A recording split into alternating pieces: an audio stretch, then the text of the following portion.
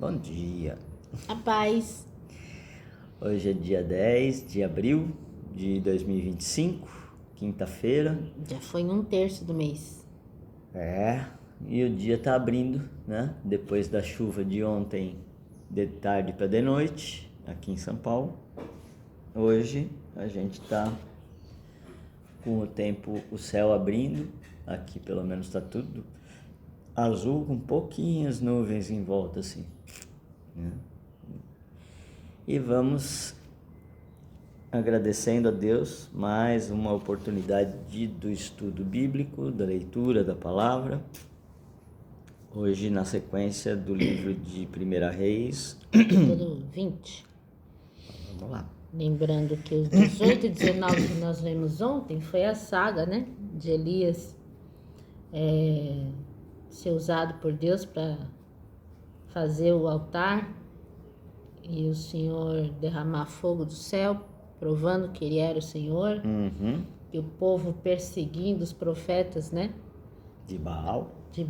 Para que para que Elias pudesse matá-los. E depois Jezabel persegue Elias. Elias foge Para a caverna. E no final ele acaba tendo ali férias, né? Tipo, o Senhor falando, vai lá primeiro ungir o rei da Síria, dá umas tarefas, Na tá? verdade, Papai do Céu falou: ok, você cumpriu o seu papel, você tá no seu limite de cansaço, mas você tem um aviso prévio, tá? Então cumpre ele. Isso tá ótimo. Então ele foi cumprir umas tarefas antes, né, de se aposentar. E aí ele depois passa o manto para Eliseu. Depois a gente vai ver, né, nos próximos capítulos, quando Elias é arrebatado. Bom, esse capítulo 20 fala que Ben-Hadad, o rei da Síria, reuniu todo o seu exército e junto com 32 reis aliados com seus carros de guerra e cavalos cercaram a cidade de Samaria, capital de Israel. Ele enviou mensageiros à cidade, a Acabe, rei de Israel, que lhe disseram: é isto que diz Ben-Hadad: a sua prata e o seu ouro são meus, também o melhor das suas esposas e seus filhos. Usando. Detalhe, né? Não era muito comum um profeta de Deus ungir um rei que não fosse de Israel, né? Mas dessa vez o Senhor fez diferente. Então o rei respondeu: tá bem, ó rei, meu senhor, e eu e tudo que tenho é seu. Os mensageiros voltaram com outro recado da parte do rei Ben-Hadad. Você não somente deve me dar sua prata, seu ouro, suas esposas e seus filhos, mas amanhã, por estas horas, eu vou enviar meus homens e eles vão entrar no seu palácio e nas casas do seu povo e vão tomar tudo o que quiserem. Engraçado que eles avisavam primeiro, né? Então Acabe reuniu os conselheiros de Israel e disse: vejam só o que este homem está fazendo.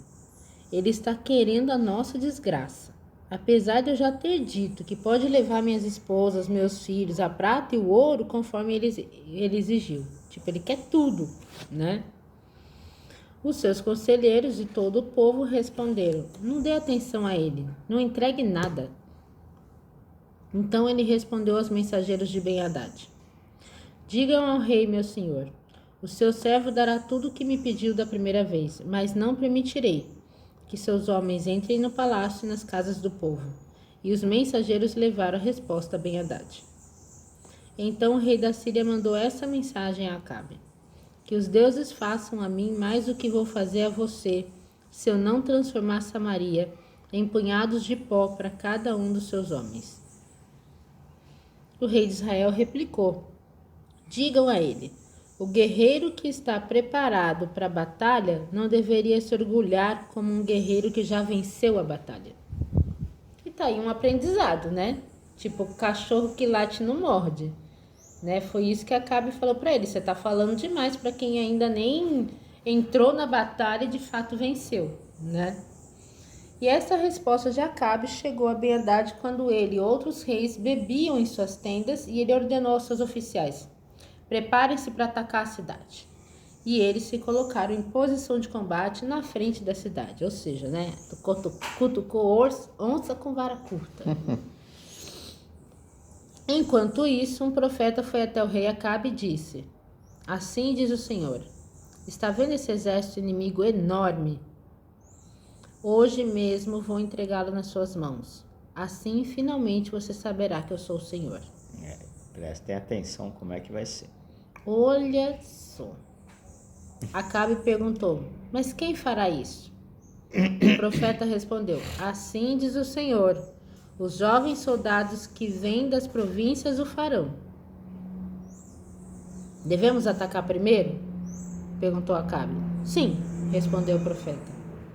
Então ele convocou os jovens soldados vindos das províncias, eram 232 homens, e em seguida reuniu o restante dos israelitas, um total de 7.000 homens, por volta do meio-dia, enquanto Ben-Hadad e os 32 reis aliados ainda bebiam e se embriagavam. Os primeiros soldados de Acabe saíram da cidade. Quando os jovens soldados das províncias se aproximavam, sentinelas de Ben-Hadad informaram: alguns soldados de Samaria se aproximam. Ben-Hadad disse: peguem esses homens vivos, quer eles venham em paz ou em guerra, né? Os jovens soldados das províncias marcharam para fora da cidade e o exército os seguia. E cada um matou seu adversário. De repente, todo o exército sírio fugiu de medo.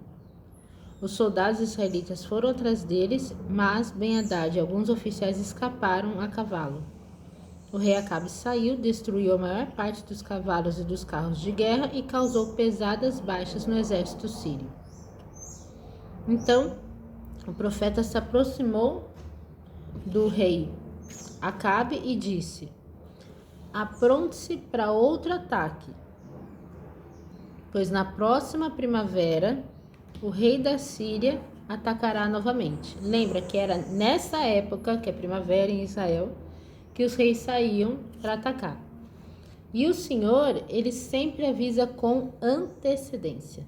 Toda vez que os filhos dele estão para ser atacados. Mas Acabe, com tudo que ele fez, o Senhor ainda considerava? Senhor, na sua infinita misericórdia, né? Dá chances infinitas para que nós, pecadores, possamos nos render. Uma pena que tem quem não aproveite, que é o caso aqui que a gente vai terminar de ler. Isso porque, depois da derrota, os oficiais de Ben-Hadad disseram a ele: os deuses dos israelitas são deuses dos montes, por isso eles venceram. Mas nós podemos vencê-los se o combate for nas planícies. Mas dessa vez vamos substituir os reis por outros comandantes. Forme outro exército igual ao que você perdeu. Consiga o mesmo número de cavalos, de carros e de homens. Vamos lutar de novo contra eles nas planícies e não há dúvida de que os derrotaremos. E o rei Ben-Hadad fez conforme eles sugeriram. No ano seguinte, Ben-Hadad convocou o exército sírio e marcharam de novo contra Israel, desta vez em Afeque. Os israelitas também foram convocados, estabeleceram linhas de abastecimento e saíram para enfrentar os sírios. O exército de Israel podia ser comparado a 2 pequenos rebanhos de cabras, em comparação com as vastas forças dos sírios que cobriam todo o campo. Então, o homem de Deus foi ao rei de Israel levar a seguinte mensagem: assim diz o Senhor. Visto que os sírios pensam que o Senhor é um Deus dos montes e não das planícies, eu vou ajudar você a derrotar este vasto exército. E você ficará sabendo que eu sou o Senhor. Os 2 exércitos acamparam um de frente para o outro durante 7 dias. E no 7º dia a batalha começou. Detalhe, o Senhor está falando aqui para mim.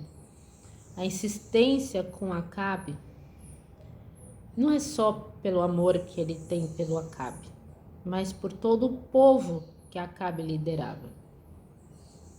Porque quando uma liderança se corrompe e não aproveita as oportunidades que o Senhor apresenta, das provas que ele dá de que ele é o Senhor, né?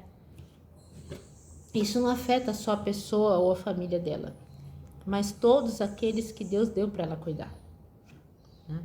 Então os israelitas mataram 100.000 soldados sírios no primeiro dia.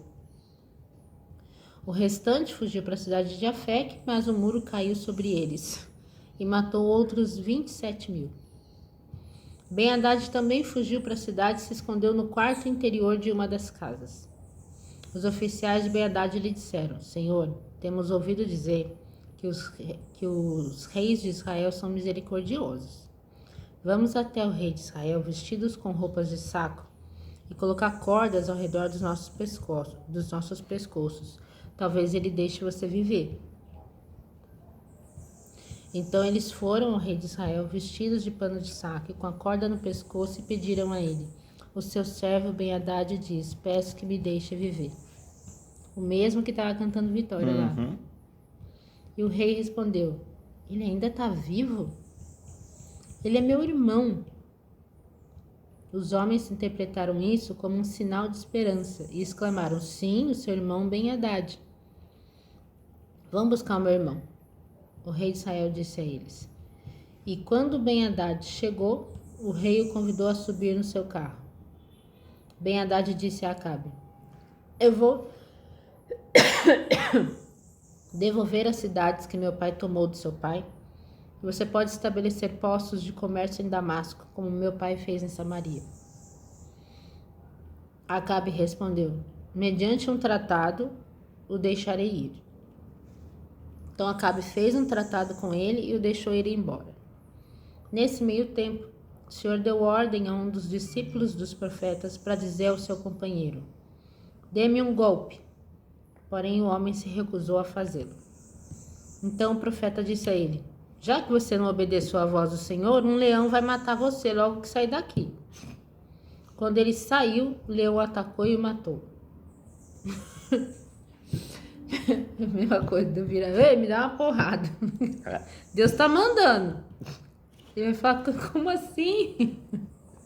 Gente do céu. Depois o profeta se dirigiu a outro homem e disse: Dê-me um golpe. O homem golpeou o profeta e o feriu.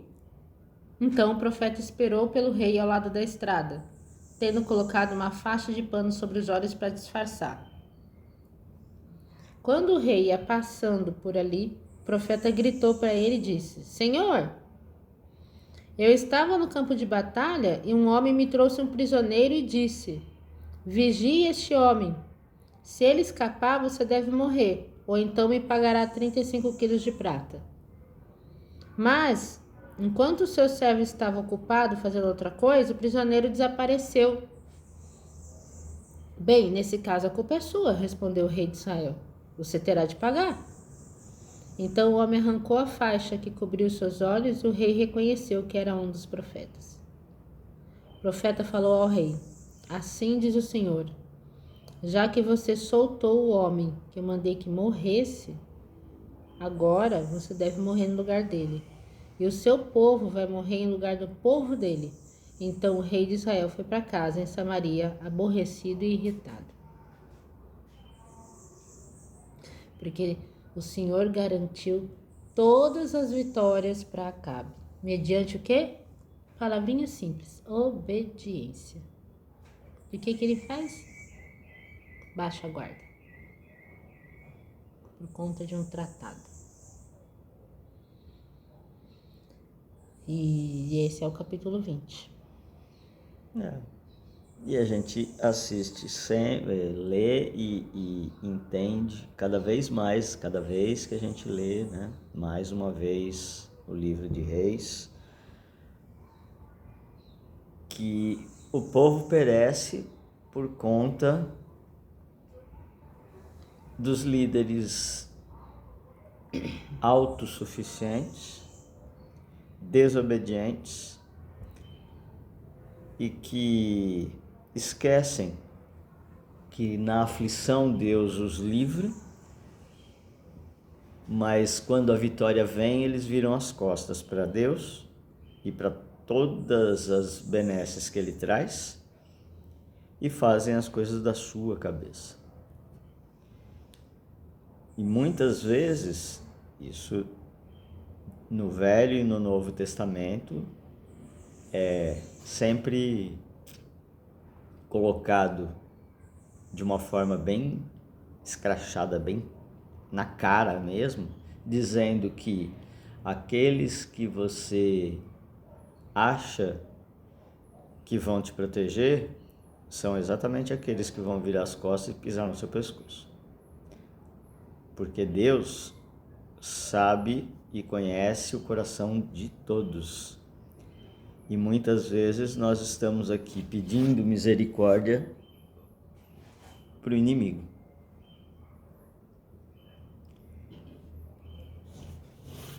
Infelizmente, só Deus é bom. Jesus já disse isso.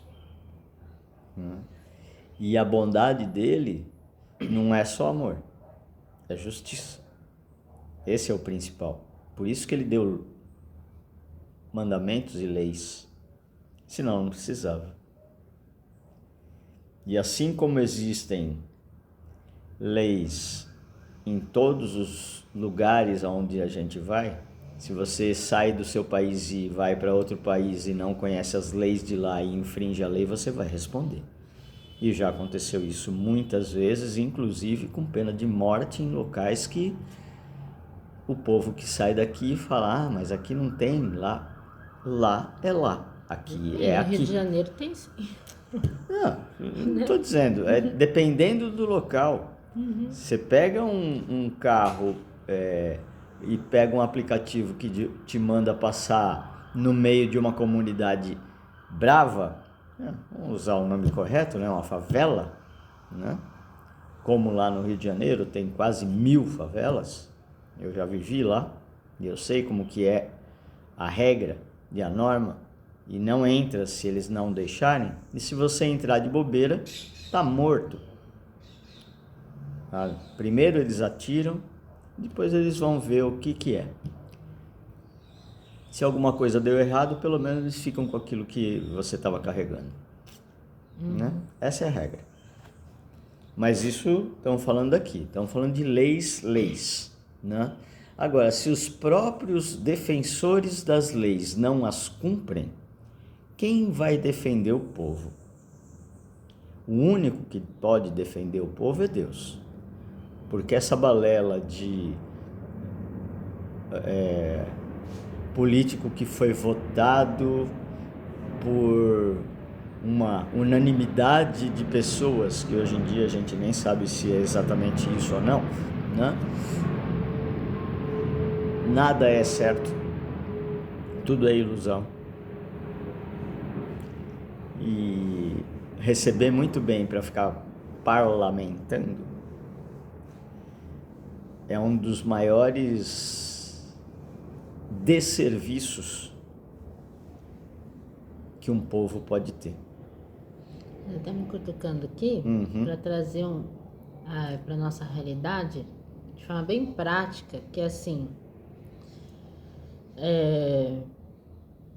muitas vezes o Senhor nos dá discernimento para identificar, né?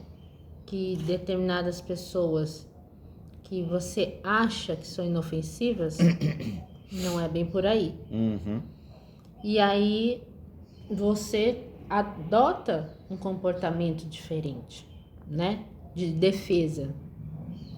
Você não vai ficar dando trela e conversa para serpente, né? Eva já deu exemplo disso.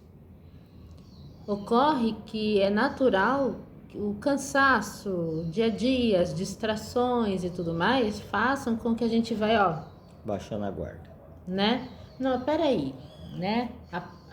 Mas a pessoa fez aquilo outro, que não sei o que, entendeu? E aí o Senhor apita de novo. O Espírito Santo tá ali com o farol ligado. Cuidado. Tem misericórdia de quem eu quero ter. Né? Então, para nós aqui, foi uma palavra derradeira para essa véspera de Páscoa, né? No sentido de que se vacilar e não é nem a gente sujar nossas mãos, não é isso. Ele deu a vitória pro rei Acabe aqui, praticamente, ó, eu sujei as mãos para você, sabe? Deixa Deus trabalhar. Se você só não atrapalhar e não firmar acordos que ele não permitiu, sem falar com ele antes, entendeu? Só isso já te salva. Mas se você quiser ocupar o lugar dele, ocupar o lugar de Deus na vida das pessoas, né? Porque o ego, ele vai te levar a ser bonzinho demais, a ser misericordioso, ou a ser muito rude, porque eu sou poderoso. São os extremos, né? O ego vai trabalhar, ele tá... É um inimigo interno e externo querendo, né? Que você saia do caminho. Isso é o básico, é a guerra que a gente vive. Então, estamos vivendo um tempo que não dá para descansar. Nem por um minuto. Tá? Não tá fácil. Mas a boa notícia está em Apocalipse, que ele está abreviando os dias. Entendeu? E isso vai passar rápido, porque ele está às portas. E o que ele nos prometeu, ele vai cumprir, que é uma vida com ele, sem o choro derramado, sem dor, sem guerra, né? Sem crianças sendo judiadas, entendeu? Então, é nisso que a gente tem que se apegar e cumprir a nossa parte, né? De aproveitar cada oportunidade de arrependimento, né? Essa Páscoa, aí eu já vou adiantar um pouco da mensagem que ele pediu para a gente escrever, né? Que é um período, não é um dia, entendeu? Primeira conversa, não é só o dia 20. A Páscoa começa, né? No dia 11, a partir das 18 horas, entendeu? E é um período em que não é para celebrar nada. É um período de juízo, onde a gente precisa apenas manter a nossa fé firme no sacrifício que Jesus fez por nós. Porque lá atrás, quando o Senhor tirou o povo do Egito, foi um símbolo, como promessa de que o verdadeiro Cordeiro ainda viria. Para realmente nos libertar para sempre. E não só ali de forma pontual. Tá?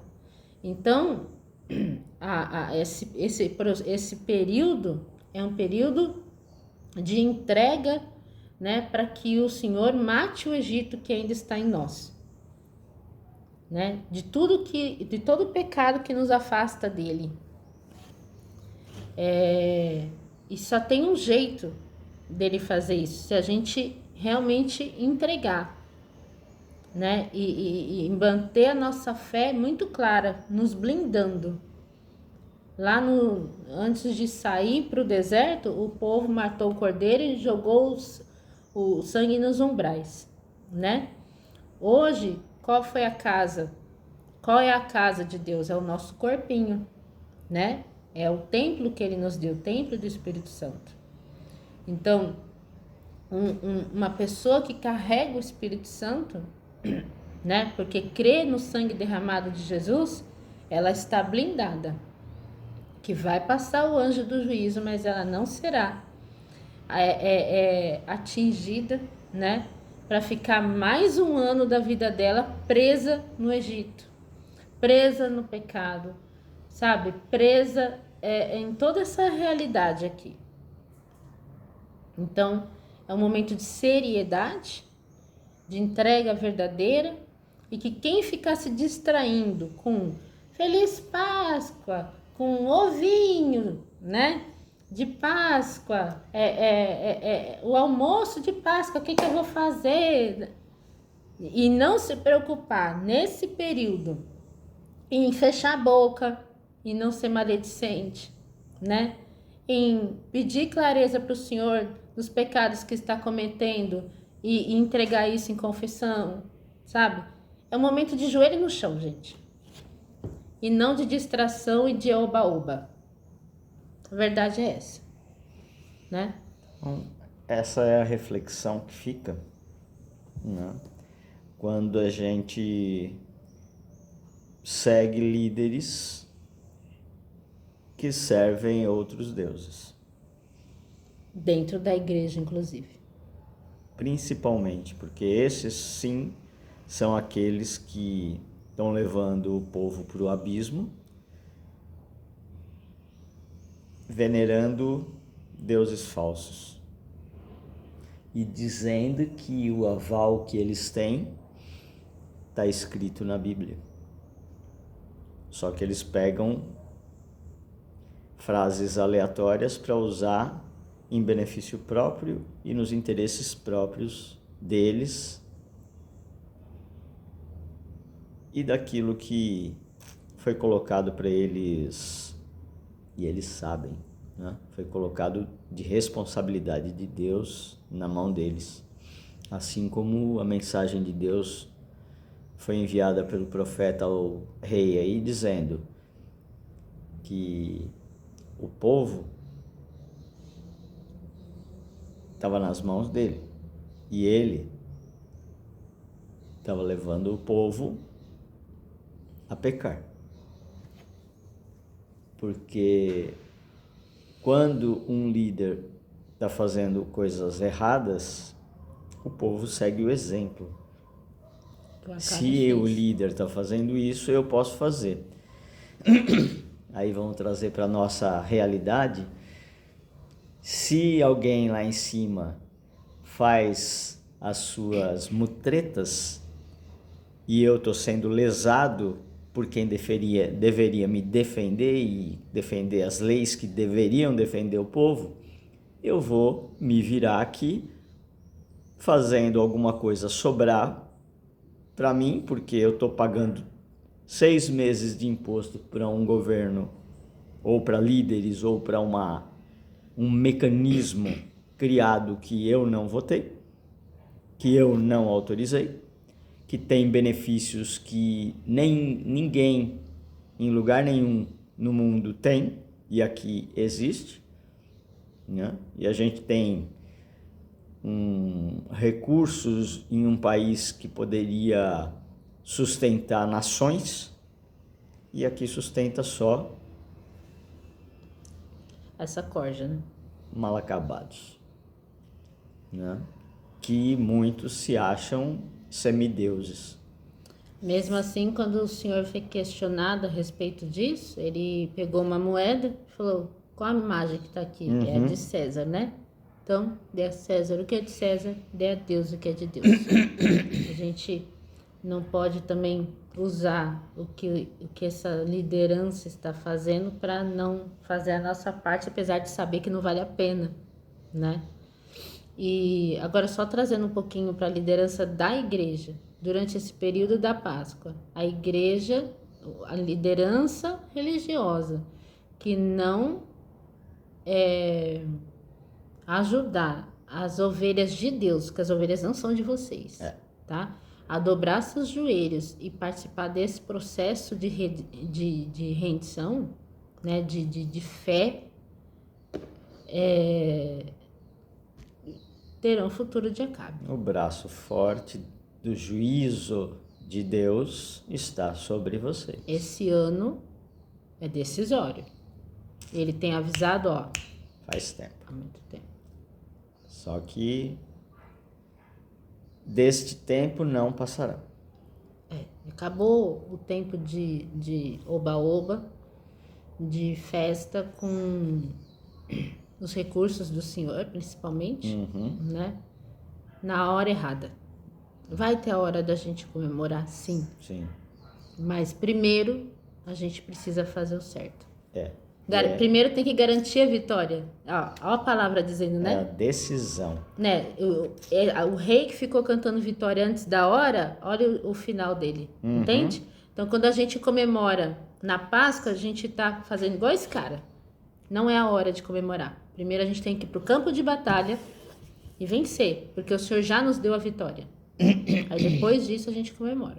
Então, Agora é a hora da guerra. reflitam Isso aí. sobre a palavra, né? Fiquem com Deus e um dia abençoado para todos. Amém.